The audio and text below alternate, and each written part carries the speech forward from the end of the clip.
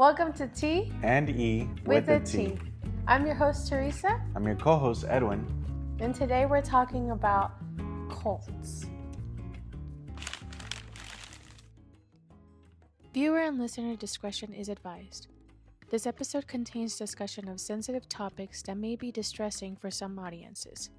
Please take care while listening, and if these topics are triggering for you, we encourage you to prioritize your well-being. What would you do if a guy came up to you and was like, hey, your state or city is about to be destroyed, and I'm sent from God, and I want to save you.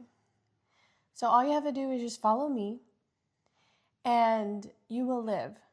But you have to leave your family, you have to leave your belongings, and take what's only on your back. Would you trust him and go? No. You wouldn't go?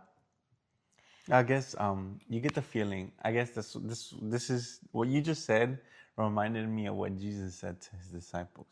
Exactly. So I was going to bring that point up, is that Jesus back in the days, he went up to people and he told them, hey, like, if you follow me, like, I will save you. Like, he came on this earth, or he was sent from God to save everybody, right? Mm-hmm. And so this guy is claiming that he's trying to save you, right? He's trying to save you. He wants you to live because supposedly, your city or state or country is about to be destroyed, and he wants you to live. So you got to follow him. And you, as a religious person, would you actually go with this man? Would you actually believe him? I would. It's a hard decision because I want to follow what was exemplified in the Bible. People did leave and did follow Jesus, but I don't know exactly what they felt. When it was Jesus. But I guess at the same time, I don't know. It's so difficult because I know that. I guess I think of that you had to have a feeling of trusting that person. You know what I mean? But at the same time, you can only sometimes, I guess you could say, get that feeling if you have the Holy Spirit within you. Yeah. But as I knew, back in the days, some of the disciples didn't have the Holy Spirit inside of them. Mm-hmm. So it's difficult. It's hard to say, right? Uh-huh. So that's what this guy named David Berg did to thousands of people back in the late 1960s. He convinced people to follow him and that he was going to save them from California because it was about to be destroyed by an earthquake. Mm-hmm. So it was going to basically break apart, which is believable because, earthquakes are very common in California. But the thing is that, he convinced these people because these people didn't know what else to believe at that point. There were hippies, there were people that didn't have anything really to them. They didn't have structure. So they followed him. He convinced them to go with them. They went to Arizona, and not knowing that they were falling into a trap. They were falling into a cult. And what he called it, children of God. So that's basically the gist of Children of God and the cult that he started, David Berg. And we're going to get into the very beginning of David Berg and how he became the cult leader of Children of God. Okay? Okay. So, David Berg, like I said, was the cult leader. He was born in February 18th, 1919 in Oakland, California, but in the early years, he ended up in Florida. So he was the youngest of 3 kids. His parents were Hjalmar Emanuel Berg, I'm assuming. Mm-hmm. If I butcher it, I'm sorry. And his mother was named Virginia Lee Brandt. We're going to start with his mother. I thought that kind of talking about their background would help you understand where David was coming from and how he became who he is. I'm not saying that that's... Right? Or who he was, I'm sorry. Yes, because he passed away. But I'm not saying that that's like an excuse or anything, but we just will know why he Yeah. became It's who he reasoning, became, yeah. right? Mm-hmm. Okay, so his mother, she was a radio evangelist, which means, I don't know if you know what that No, means, what but is that? basically it's a person that preaches on the radio, like Oh, okay. radio Yeah. broadcasting, Yeah. right? So she had a radio show called Meditation Moments. So that's where she preached about God and stuff like that, right? She was also a travel preacher. So she would go around the country, the United States, preaching. And so, but she would preach during the Pentecostal, which I don't know if you know what that means, but that's where, people practice the traditions that were done back in the days when Jesus was here on Yeah. earth. Yeah. I think what I understand from the Pentecostal church is kind of like it's more emotion driven. Yes. You know what I mean? That's basically it. Her start of her religious time was she told this story to people, right? She was like, this is a time where I really believed in God. And it was a moment when she went to an event when she was a kid. She went to an event and she was on a horse. And she was riding the horse and everything was fine. And then she gets thrown off the horse. She breaks her back and she's paralyzed. Wow. So she becomes paralyzed for 5 years. Yeah. But one day, out of nowhere, she got up, she started walking. Out of nowhere, just like that. And that's when she was like, okay, God is real, because how did he allow me to just be paralyzed for five And then years cure you. and then cure me all of a sudden? Yeah. Okay, so that was the story that she told everybody and how she became religious, right? Well, it was all a lie. It was not true. She was faking it in order to gain money or get money from people and to convince them to kind of feel bad for her in a way, but also Wow. think like believe her and like follow her, Yeah. right? Yeah. So you kind of see the gist of where David Berg was coming from, because his mother did that. And the only reason we know that there was a lie was because her daughter came, talked about it one day later on. And she stated she was not in bed those 5 years, like paralyzed. She was in the Texas Christian University. And I bet you there was record of that. I don't know if there was records. The only thing that we know, or like the reason why we know she was lying, was the fact that her daughter stated that. So like I said, you can understand or see at least a gist of where David was coming from growing up in that. yeah. Right. Okay. So his father was literally just a normal guy. He was a poor Swedish immigrant.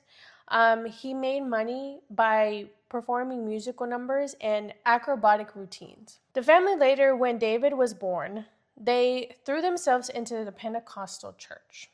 Yeah. So that's when they started preaching at the Pentecostal church, and David grew up in that church, right? So they became part of the church. They, in many ways, they would perform, they would preach, they would do all kinds of things at that church.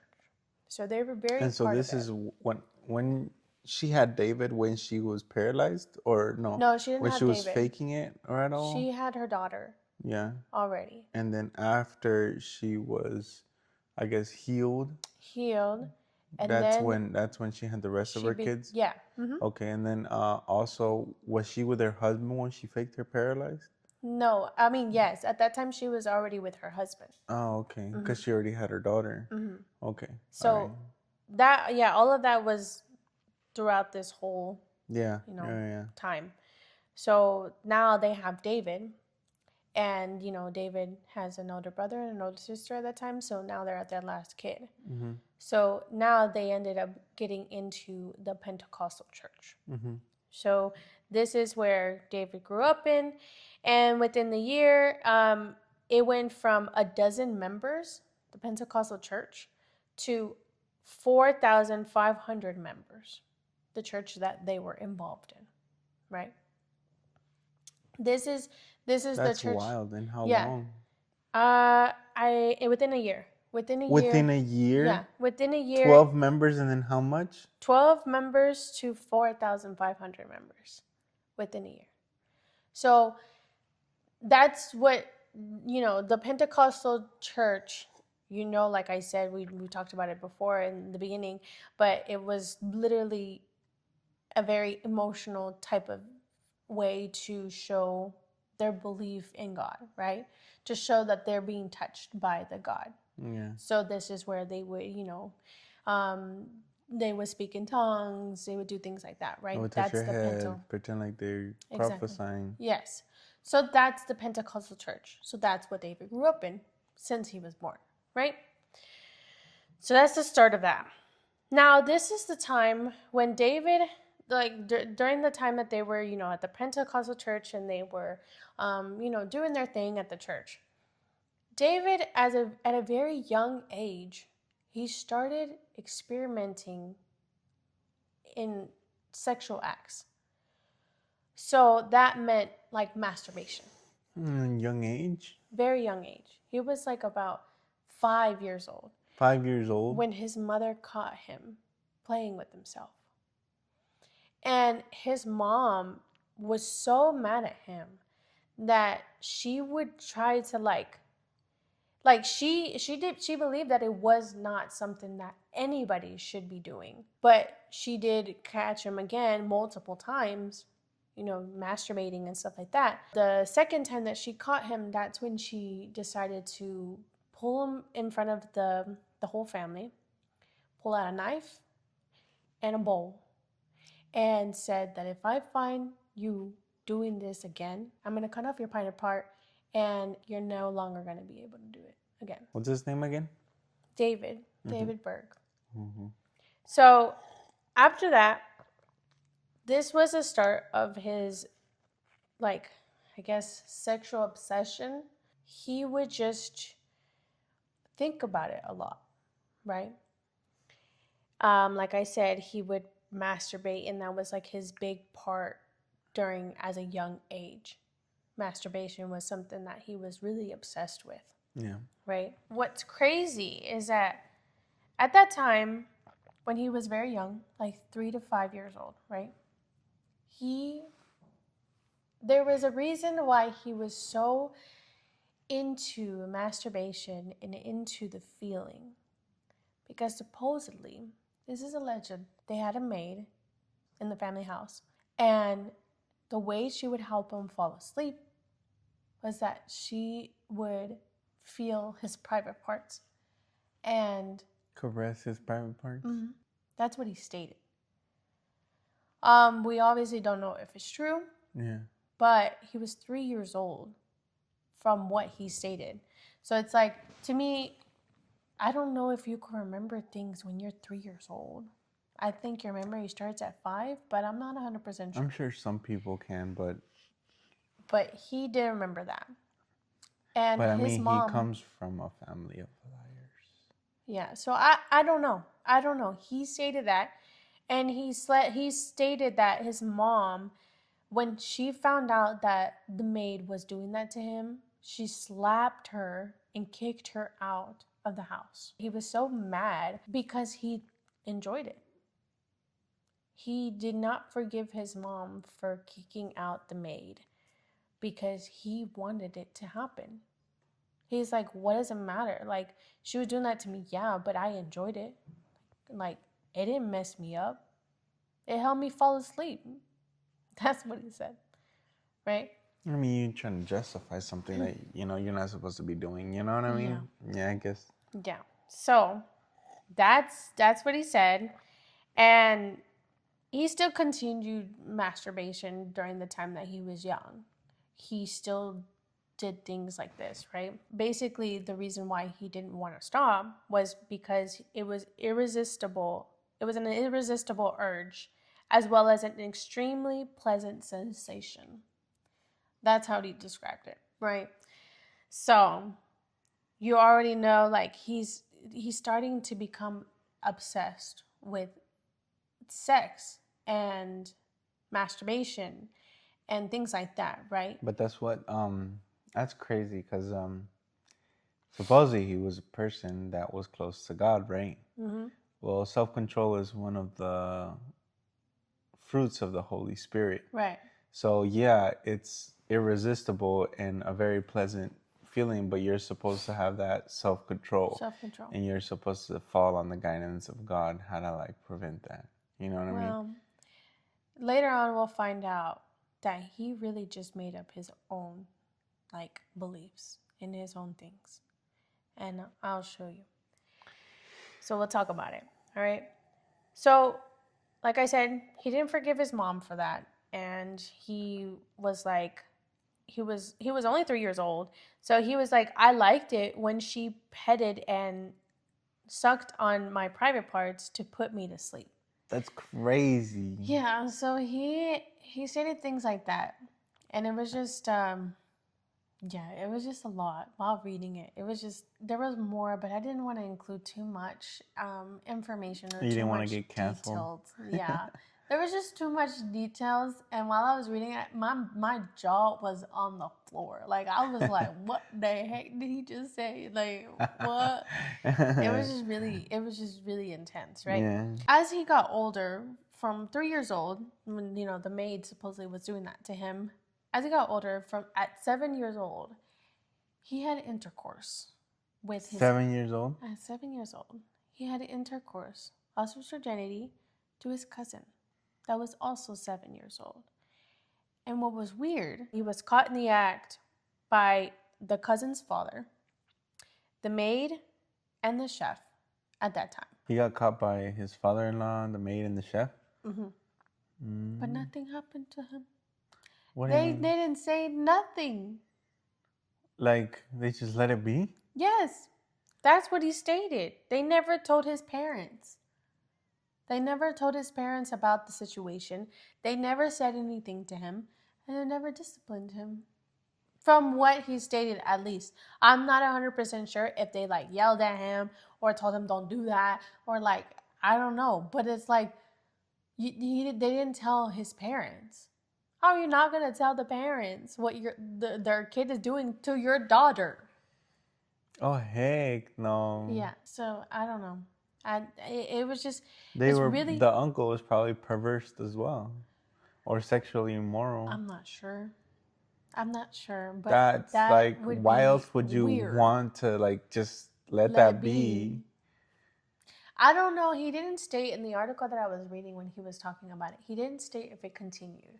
But things like that, like incest, was very common in his cult. And we'll talk about it. But that's where I believe it began, because he was like, it's just a girl. It's not like it's my, I mean, it's my cousin, but it's Yeah, like because like you're whatever. developing what is right and what's wrong when you're a Exactly. kid, like up to like And it's 20 something. You know what I mean? especially because he didn't tell, or they didn't tell the parents. Yeah. Yeah, you're still developing all these things. So if nobody tells you anything, and you can and then it gives you a right away as like keep doing it. Exactly. You're good. You know what I mean? Exactly. There's nothing wrong with it. If somebody doesn't tell you about something that you're doing, then you're gonna keep doing it. I mean, even if he was told that that was wrong, he already had this printed in his mind that he was just obsessed with the feeling. He was obsessed with all of Very this. sexually immoral. Very. So it was becoming a thing that he would get away with and constantly do.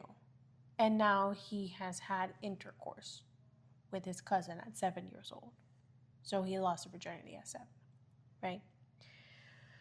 Well, that is basically a gist of his, his obsession with sex and masturbation and all this stuff. It would lead to the birth of children of God. In his 30s or 40s, he had already tried to, lead, be a preacher at churches, but at the Pentecostal church, But he was fired because he tried to have sex with the women there.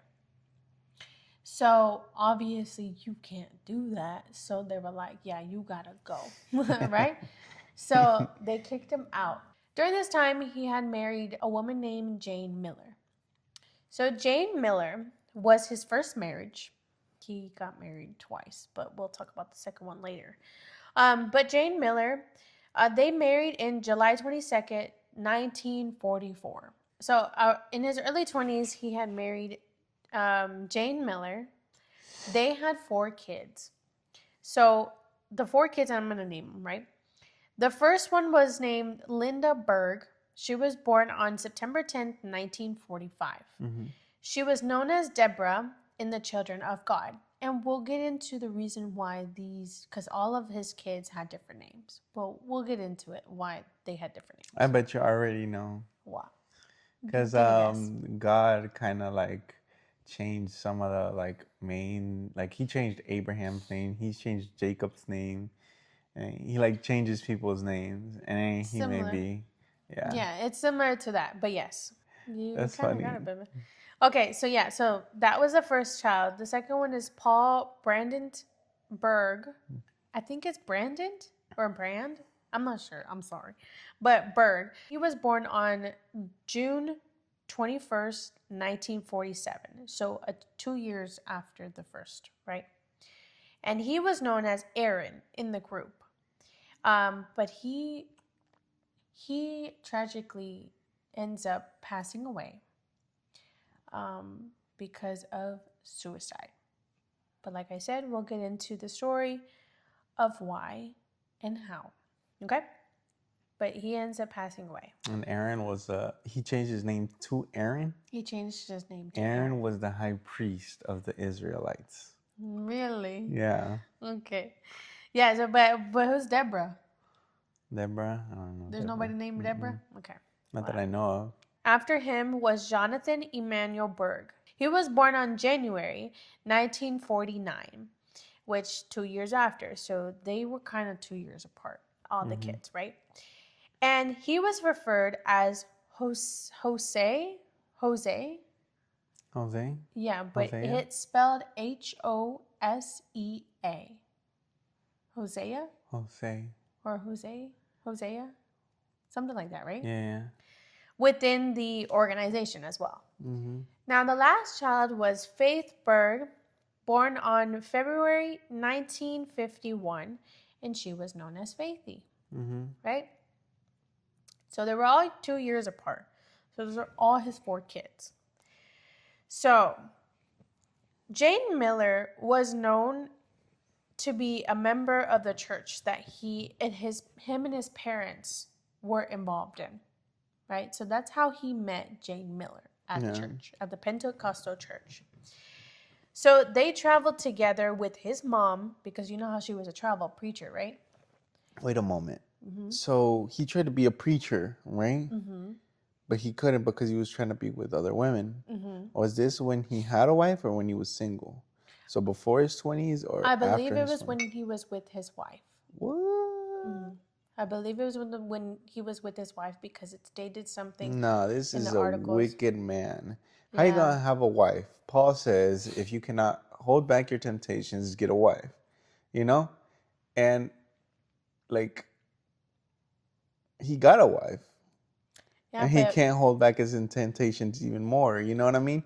I guess it's understandable, but like you have an easy way out. The hard way is not having a wife and devoting yourself completely to God. But he took the easy way. His beliefs are different. That's what I'm saying. So we'll talk about his beliefs and what he believed in and what he convinced his wife. He's starting to stain the Pentecostal church name. Like I said, he ends up doing his own thing. So you'll see why he's letting this happen, or why he does things that he does, right? Yeah. Later on when we get into his cult. So Jane Miller, they end up traveling with his mom, because like I said, Virginia, which is his mother, David's mother, she was a travel preacher. and they would go around and preach, the Is word of after he God. was married? This is when he was married. This is when he's He married. would follow his mom is and preach around. Jane and David would go around with his mother around to travel When and they preach. had kids? No, this was the start when they started having kids. That's when they decided to go and travel with her. But throughout the time that they were having kids, they would still do these things. So they still traveled with her throughout the time, right? So they did that to spread the word of God. Now, David, in his late 40s, he began ministering in small churches.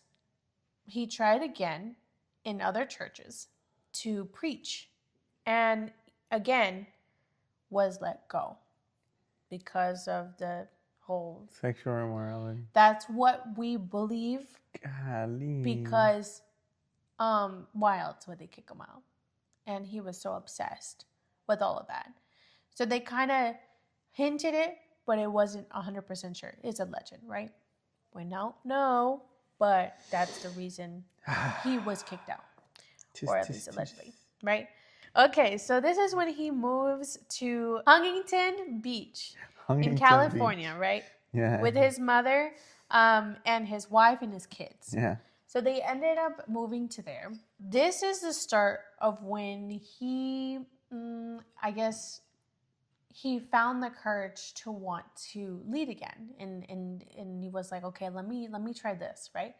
So he went to a coffee shop, and he started preaching there, and he was like, okay, the people that I'm gonna get are the people that don't know God yet, or still trying to figure it out, or those hippies, basically hippies. Because at that time, hippies were a big thing. Yeah. So that's what he would do. And it was younger people as well. Like, mostly he kind of went to younger people. So he was preaching at this coffee shop. And this coffee shop, it was named the Light Club. It was a Pentecostal youth organization. He preached about the communal living and separation. What is communal living? So communal living is when you share everything. Oh, okay. So like you share a house, you share your clothes, like communal. This is community. Basically. Everybody helps everybody. Yeah, That's exactly. nice. Living, got something, right? Yeah. We'll see. And living and separation from mainstream society. So he's already kind of engraving that,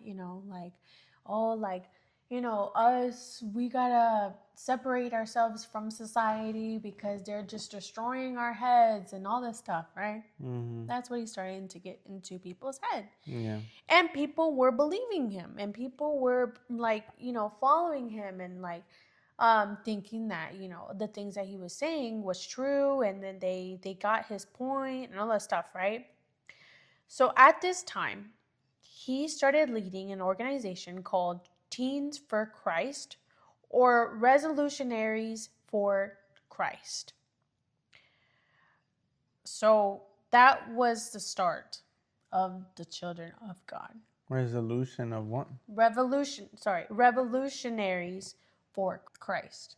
So in the early 1969, he had convinced a group of people that a massive earthquake was going to destroy California. He decided that 50 of his followers, and him and his family and his wife, or his family, were going to leave California and go to Arizona.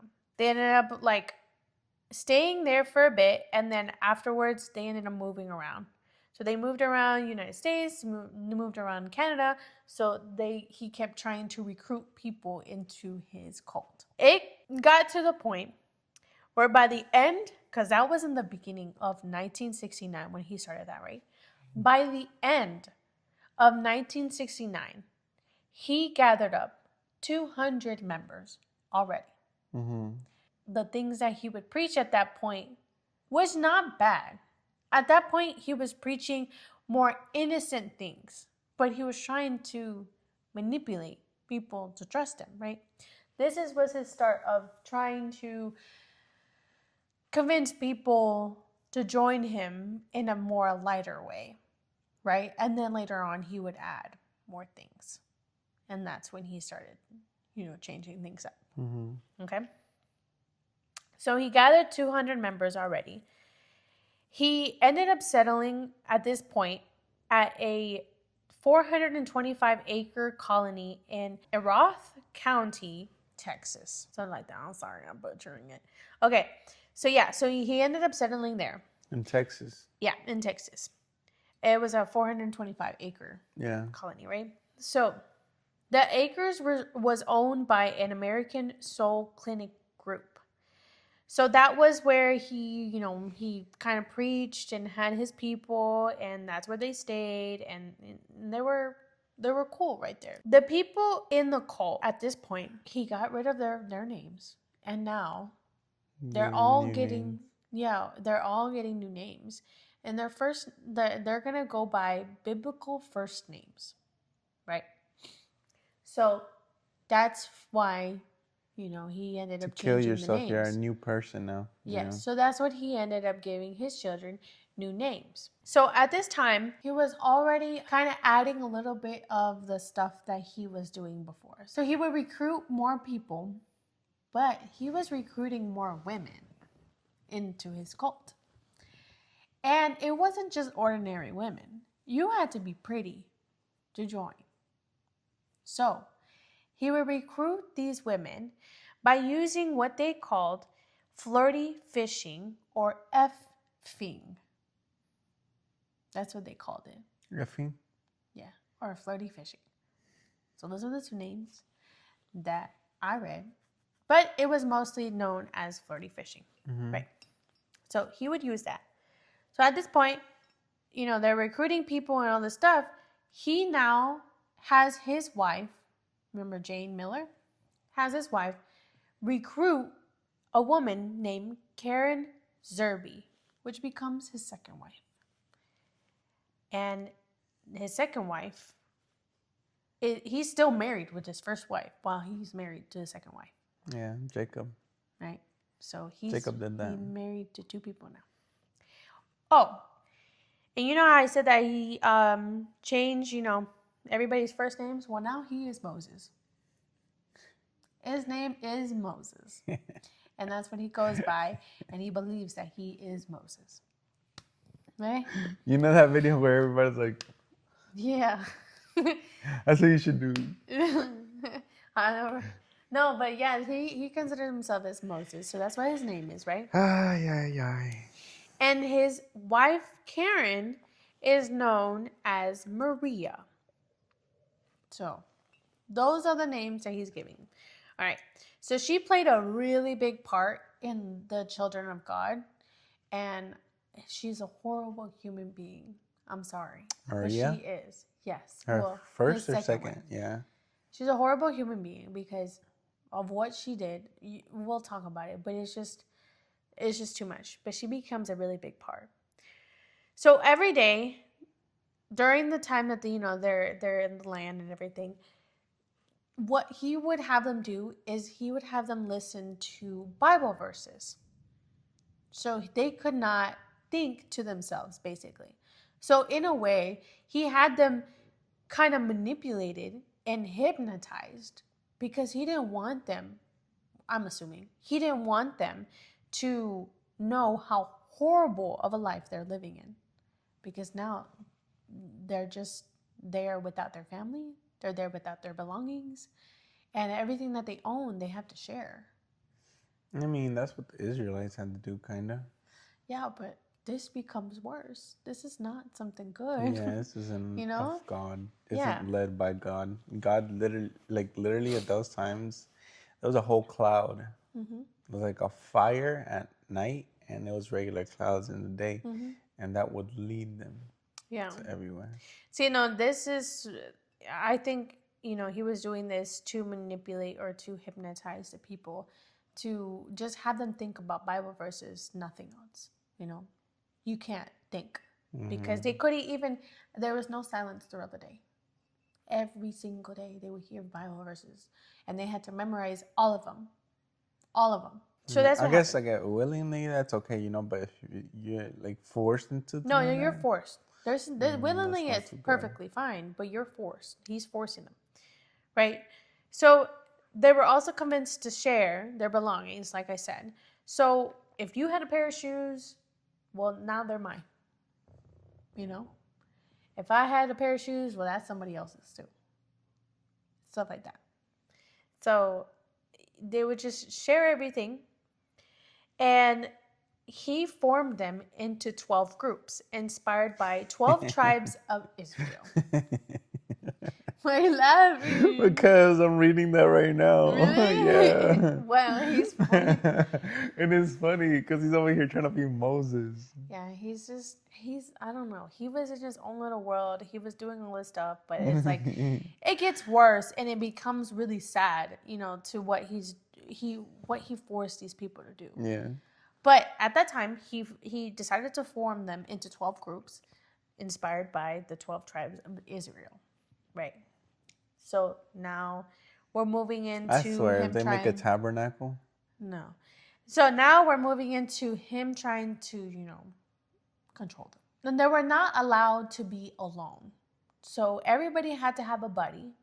Nobody was allowed to go to the bathroom by themselves. Like, they had to all be together, right? Which was weird. So no privacy at all. They were only to eat scraps. So they didn't really eat full meals. They ate just random things, whatever he gave them, right? And everybody was starting to become brainwashed. So they kept thinking, the world's gonna end. David's gonna save us. Moses is gonna save us. Like, he is our leader. And what makes me so sad, and I don't know if this is bad of me thinking, but it's like, how can you have somebody convince you that to that point and be okay with it? it's because they're vulnerable. They want meaning, they want purpose in their life, and they think that they're doing the They're right doing thing. the right thing. I Yeah, mean, because it matches to what the Bible is doing. So now they have purpose in their life. yeah, that's why I asked you that question. Like, what would you do? Like, would you be convinced, to join him and follow him? Now, because I know scripture, no. How you gonna claim to be Moses? How you gonna rename yourself to be Moses? That's low key kind of disrespectful to Moses. I think God will make you a new person if you want to like move a group of people. God would make you like a new person. He would kill you and like it's hard to say that because it's like he kills the old you. Yeah. And makes you a new person. Yeah, Yeah. because you had to die with all your sins, Right. You have to be reborn kind of Yeah. deal. Yeah, I get what he's doing. Yeah, no.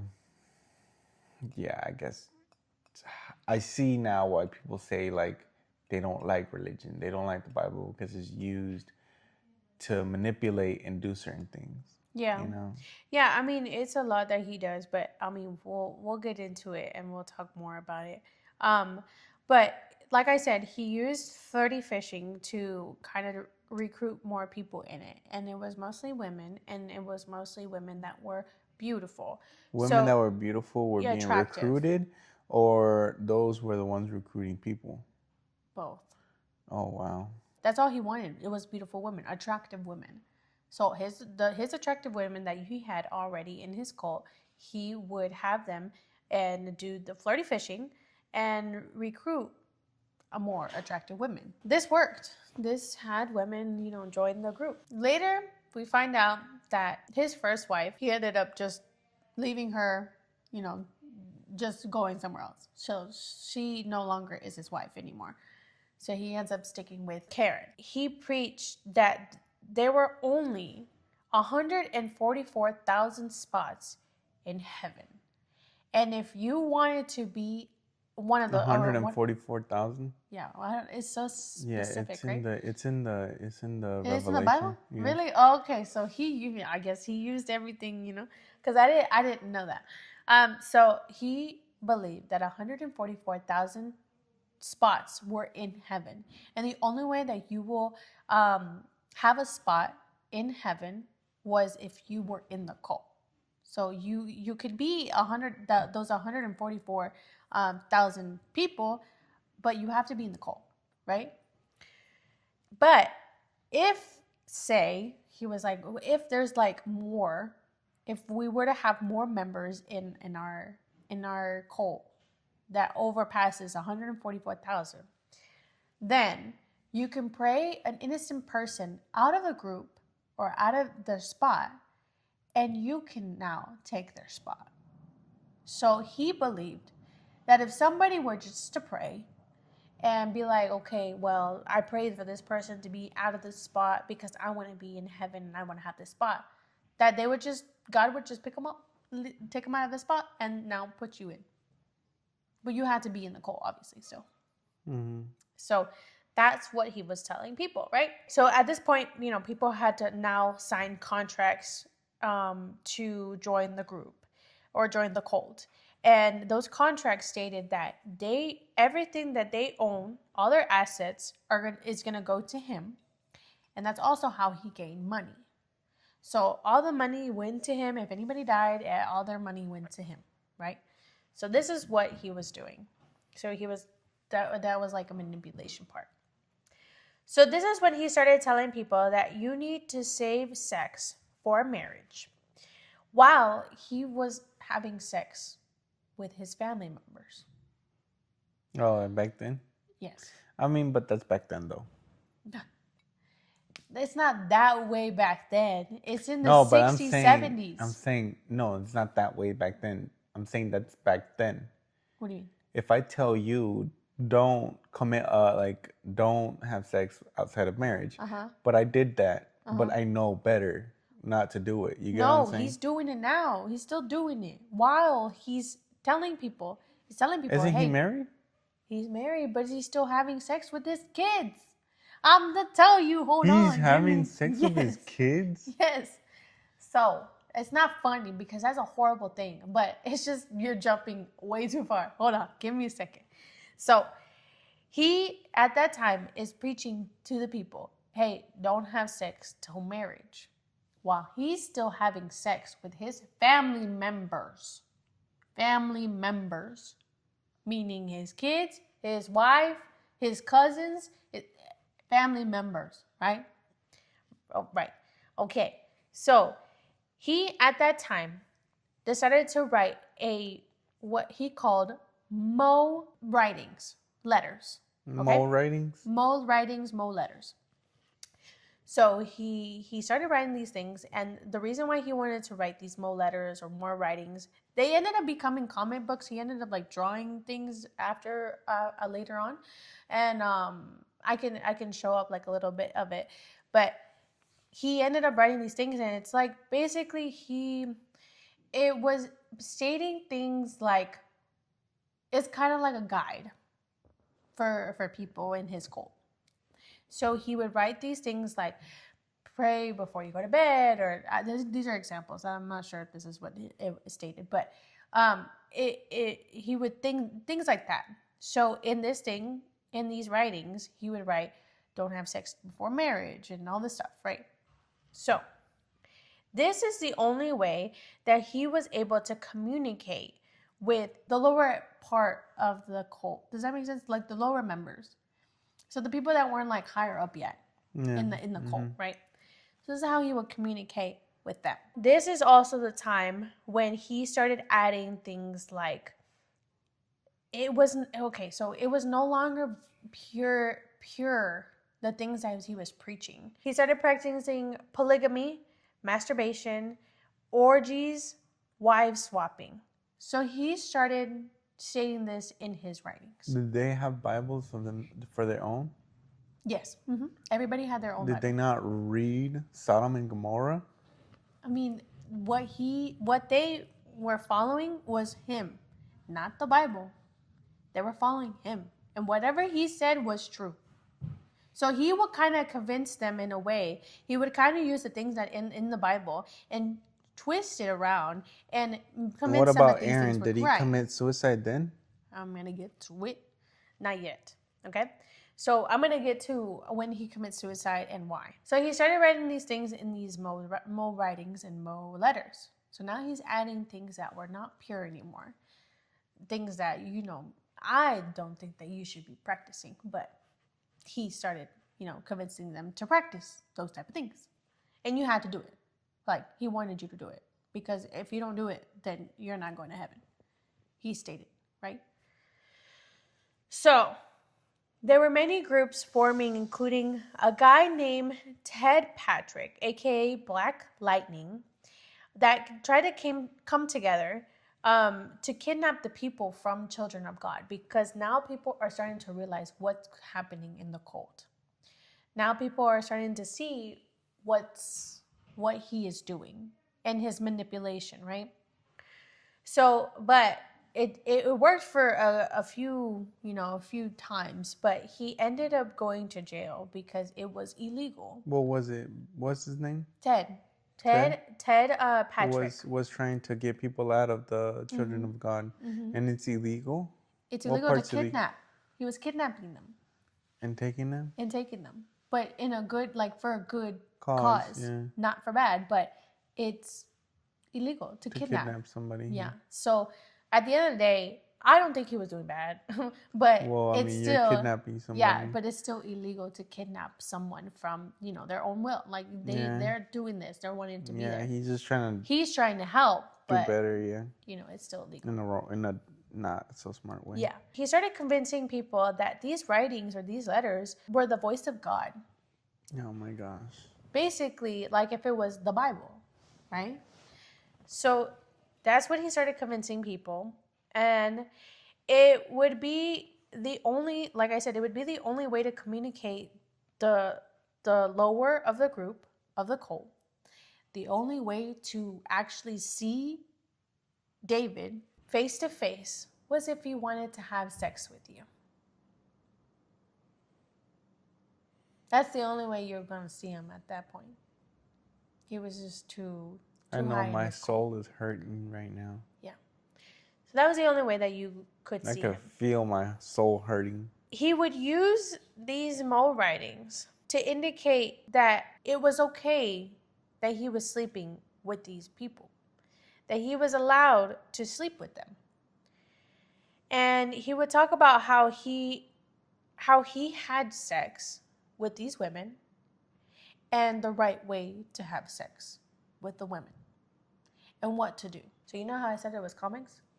Well, he would show what you need to do to pleasure a woman, how you pleasure a woman, and he would state how he would do it and what he would do and the things that were pleasurable for the woman in these writings, right?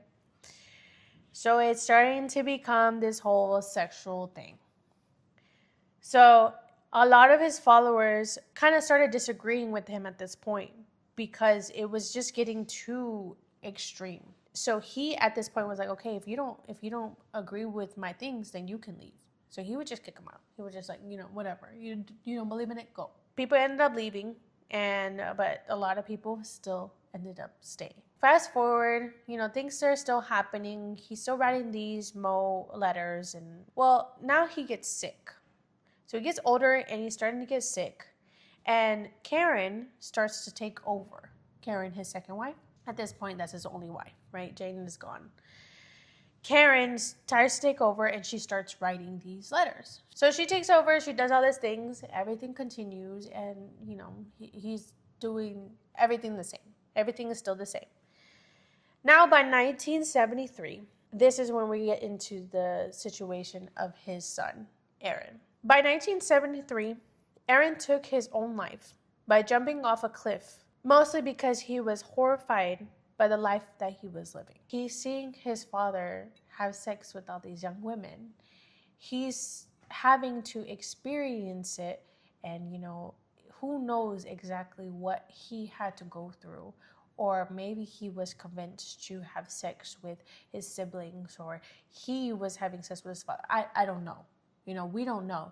But he committed suicide because of all the horrifying things that he was experiencing with his family. Because him and his family, they were doing so much more than what he was having other people practice. He was doing all of that. And whatever he experimented with his family, he would show his followers and have them practice it, right? So he takes his own life at that time. And this was very common in the cult because a lot of the people were feeling guilty and feeling off. Like it was just not feeling right. They were committing suicide?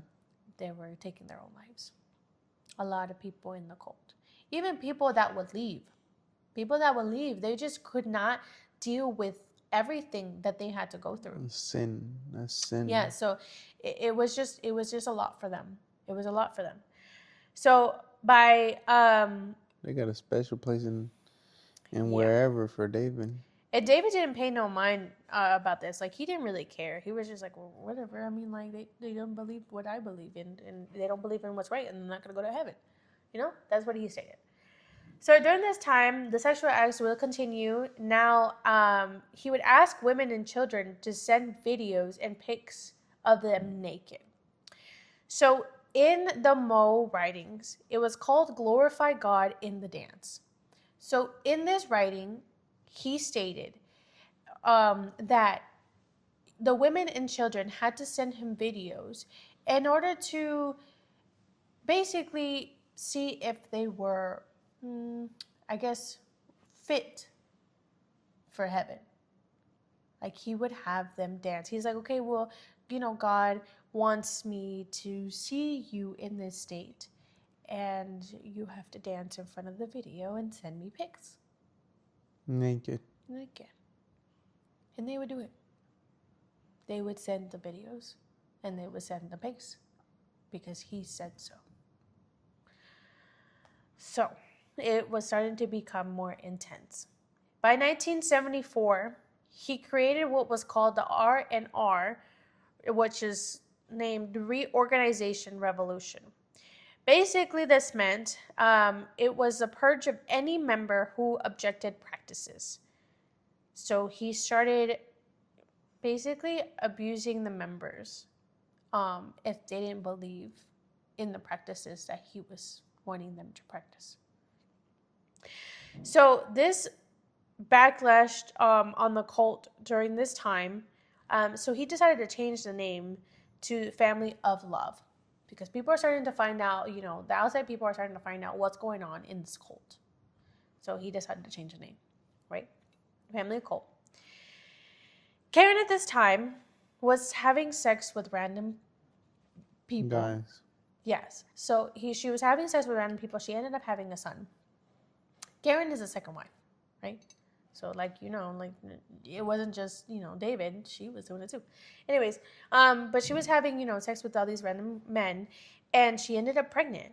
And she ended up having, you know, this son. His name was Ricky Rodriguez. Now, we're going to get into him because his story is very, very sad. But to David, Karen was one of the prophets, and her unborn child was also, he believed, one of the prophets. Ricky. Yes. So he thought he was the new Messiah. Yeah, so now we're going to go into Ricky. So Ricky had a really sad story. It was to the point where even a book was created about him and the younger children in this cult. So the kids were basically born into this cult. All these young kids were born into this cult. And Ricky was used as like the perfect child. And they would kind of do these practices on him, showing that he was the perfect child. Like, you know, see, like, this is what you should be doing, you know? So he was raised by Berg's two right-hand women. So he had two right-hand women, which their names were Sarah Kelly, Angela Smith, but also down the line was Susan. Two right-hand women. What do you mean? Like his right-hand man, right-hand women. Like they did whatever he wanted them to do? Yeah, they would serve him kind of deal? they were basically, they would serve him, they were his slaves. Anyway. So Sarah began practicing these sexual acts, these practices, on Ricky, which was the one of them down the line became his quote unquote mom, but like would raise him, right? How old was he? He was 17 months old when she started doing these things on him. She had also offered, like, just to know how messed up in the head she was, Susan. She offered her 7-year-old daughter to David to do these practices on. So you already know she's already messed up in the head. So Ricky lived with this trauma at such a young age. And he was even forced to have a girlfriend at the age of 12. And he was forced to have a girlfriend at the age of 12, and she was almost 30 years old. She was almost 30 years old, and he was forced to have sex with her, and he was forced to do all these practices.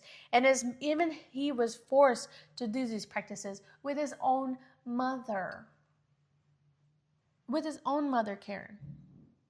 So Ricky was already traumatized, was already going through all this stuff. So by 1986, David Berg banned sexual activities between adults and children in the cult. Like, why now? Like, why? Wait, bands? He bans it now. He ends Sexual up activities yes. with like children what? and adults. Yeah. Children with adults. So he ends up banning it. I don't understand why he waited all this long, but he ends up banning it at the time. And he also, by 1987, he ends up banning flirty fishing, because, and it wasn't for anything like you think, like, oh, he's probably like realizing that this is bad. No, it was just because he at that time AIDS was going around, and he didn't want his people to be quote unquote unclean and get AIDS. Right? So that was his reasoning on why he wanted to end the flirty fishing.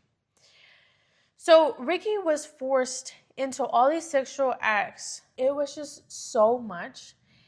He was even forced to have sex with his own cousin. His own cousin. I remember his son, Aaron? Mm-hmm. David Berg's son, Aaron? You know how he committed suicide? Well, he had a daughter. His daughter's name, Mary. David forced Ricky to have sex with Mary, the daughter of his son that took his life, and do these practices with her. Yeah, doing the practices with 17 months and with his mother is worse than that. I mean, yes, but still, like. But yeah, like that's why you didn't get a reaction. It's bad. It's horrible what he's doing. But at the end of the day, I stated that because he's just going through a lot. He's being tortured, yeah. He's being tortured at such a young age. Physically. Yes. So Karen, at this point, she ended up getting jealous at Mary because now she's having, sexual relations with her husband. And I forgot to state that. So David's also having sex with Mary as well. David had sex with his daughter-in-law, and his own daughters. So he's showing that this is a good thing, right? Didn't he ban children and But not for himself. He banned it for everybody else, not for him. He kept doing it. So Karen ends up taking Mary away, and she ends up sending her to the Philippines, where they had teen training camps. This is where they would basically torture people or torture kids if they didn't follow the practices, if they didn't believe in the practices. They would torture them and they would abuse them. And Mary was involved in this, and she was abused at a very young age.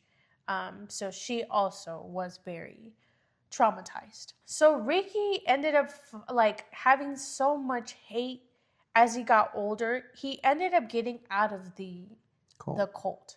He ended up getting out of the cult at an older age.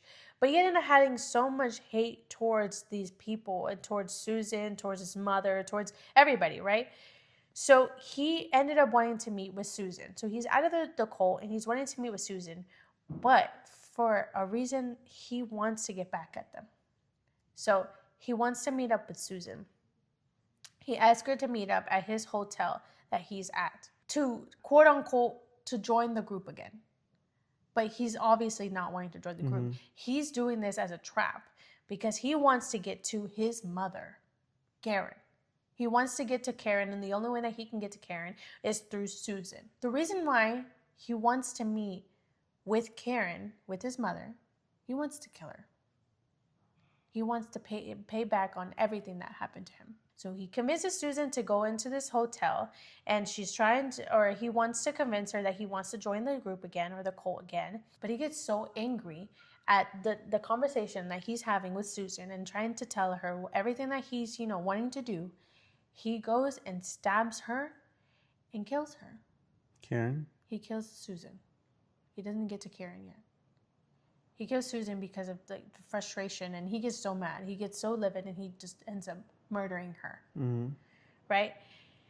Afterwards, he feels so guilty. He drives around, and he is like thinking, and he ends up committing suicide. And it's so sad because, he had to go through all of that.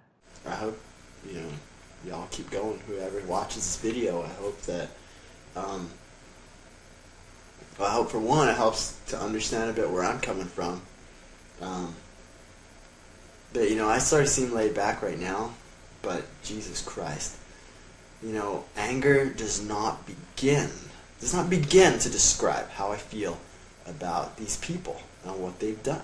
I don't want to get into too much of what he went through because it was too much. It was too much to add onto this video because it was just so sad. So sad, everything that he had to go through. I can already kind of imagine. Yeah. So David Berg, by 1994, he dies. Thank God. I'm sorry. But he dies at old age. I'm sorry. But he dies at old age, but at the age of 74. And now this left Karen as leader of the cult.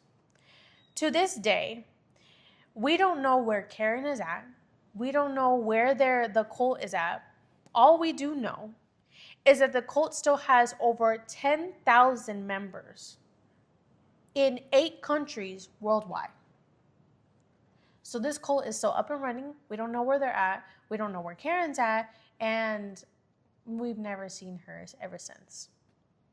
So it's such a heartbreaking story. And there's just so much going on in this cult. And so much that happened in this cult. And so much the things that, David had these people practice. It's just so devastating that they had to go through all of this. And, there's a lot of people that still believe in it. But that's the story of the children of God. It was a lot to really take in. But I hope you guys enjoyed this video. Please leave a like and subscribe and comment. And please rate the video. It helps a lot in the video to make it stream to everybody. Show us exactly what you guys want to hear. I hope you guys tune in for the next video. Bye.